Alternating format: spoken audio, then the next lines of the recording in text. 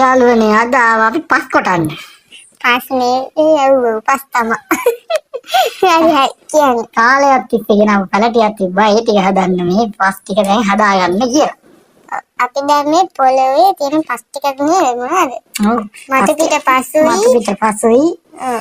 දාලා පොඩ්ඩක් මේ පස හදාගන්නවා. කැට ටික කුඩු කරලා ගල් මුල් අයින් කරලා ඒවා හදාගන්න. ඊට පස්සේ අපි මොකද කරන්නේ? කර 10 දාගන්නවා. ඒ ටික කරගත්තට පස්සේ කර 10ම දාගෙන මොන ආකාරය පොඩ්ඩක් බලන්නකො. ඒ විදිහට කර 10 දාගෙන අපි ඊට පැත්තකින් තියලා ගන්නවා උදැල්ල. ඊට මේ ආකාරයට වැලි දා ගන්නවා අපි. අර ටික කලවම් කරා. ඔව් ඒක කලවම් කරලා වැලි දාලා අපි මේ දාන්නේ මොනවද? ගොම්ම පොහොර. ගොම්ම පොහොරයි එළු පොහොරයි දා ගන්නවා.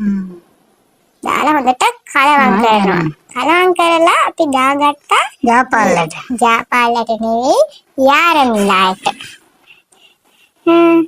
ඊට පස්සේ ටිකක් දාලා හොඳට කලවම් කරලා අපි මේ විදිහට මොකද මේ කරේ?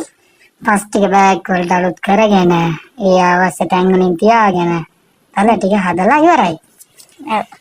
තල ටික අපි මේ විදිහට හදලා ලස්සනට පොලිමට තියාගත්තා.